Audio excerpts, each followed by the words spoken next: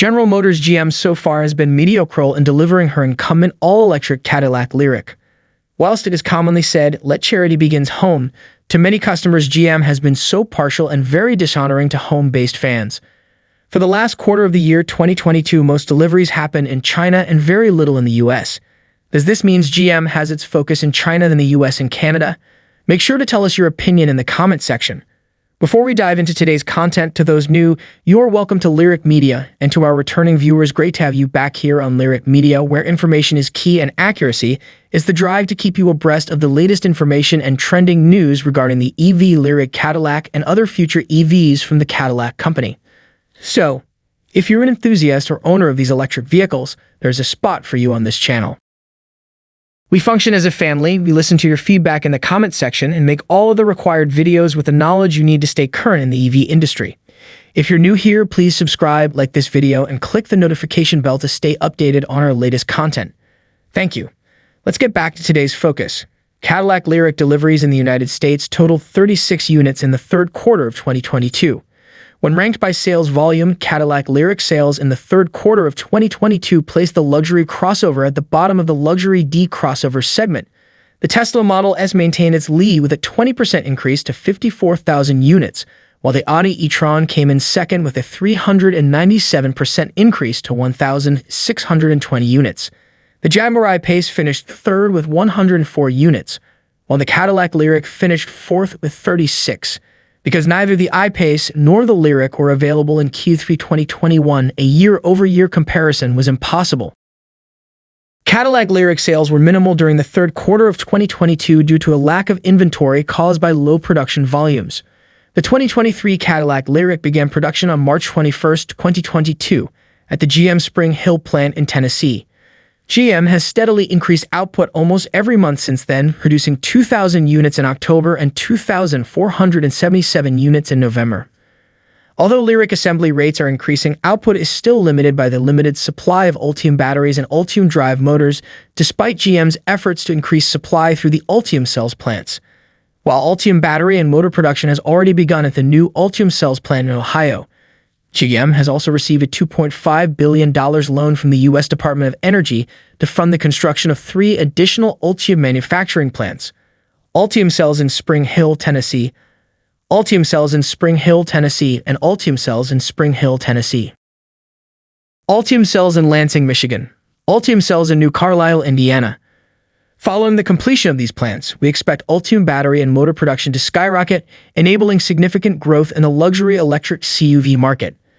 Aside from allowing for higher Lyriq sales volumes, an increase in the supply of Ultium batteries and Ultium drive motors will allow for a more diverse lineup. According to the Luxury and Marque's wide trim level strategy, the 2024 Lyriq will introduce 2 new trim levels, Premium Luxury and Sport, to join the existing base luxury trim. Along with these new trims, China recently received the Sport all-wheel drive variant. This variant, equipped with an electric motor on each axle, will produce 503 horsepower and 524 pound-feet of torque in China, making it the most powerful Lyriq to date. Finally, an increase in consumer interest in electric vehicles is anticipated. An increase in interest could result in 50% of new car sales being EVs by 2030 as part of the Inflation Reduction Act's $7,500 EV federal tax credit. GM, for its part, intends to launch 30 new EVs by 2025. Meanwhile, the 2024 Lyriq receives only minor updates over the 2023 model. As previously stated, the introduction of the Sport and Premium luxury trim levels is the new model's highlight. Smaller changes can be found throughout the vehicle, including the addition of the rear camera mirror feature, 22-inch dynamic split-spoke reverse rim alloy wheels with a polished gloss black finish, new seat colors, and a flush-mounted door handles. The Cadillac Lyriq is built on the GM BEV3 platform, and it will continue to be manufactured at the GM Spring Hill plant in Tennessee. A Cadillac Lyriq was recently spotted on the side of the road in Michigan, getting loaded up onto a flat truck. The all-electric crossover was spotted pulling over to the side of the road, its hazard lights flashing. The Cadillac Lyriq, which was covered in white paint with black trim, was seen with what appear to be markings or strips of tape around the rear fender liner trim, while the front charge port was taped shut. The crossover also has chrome trim for the front end and window surrounds, and we can see Chinese lettering on the hatch in the back, indicating that this model is most likely Chinese spec. It's unclear what went wrong with this specific Cadillac Lyriq. It's possible that nothing went wrong and that the vehicle was used for a maximum range test and simply ran out of charge. Alternatively, there could be a technical problem with the vehicle. In any case, a flat tow truck arrived to load the crossover and transport it away. The rear-wheel drive 450e Cadillac Lyriq model has a 102 kilowatt 12-module GM Ultium battery, which provides electrons to a GM Ultium drive motor, which motivates the rear wheels with 340 horsepower and 325 pound-feet of torque. With a fully charged battery pack, the range per charge is estimated to be 300 miles, while under the body panels, the Lyriq rides on the GM BEV3 platform. GM celebrated the start of production for the 2023 Cadillac Lyriq at the GM Spring Hill plant in Tennessee this past March. GM completed renovations at the Spring Hill facility 9 months earlier than planned, which sped up the launch of Cadillac Lyriq production significantly. Now let's get to the last part of our video to see how Cadillac championed a longer dash-to-axle ratio for GM BEV3 platform.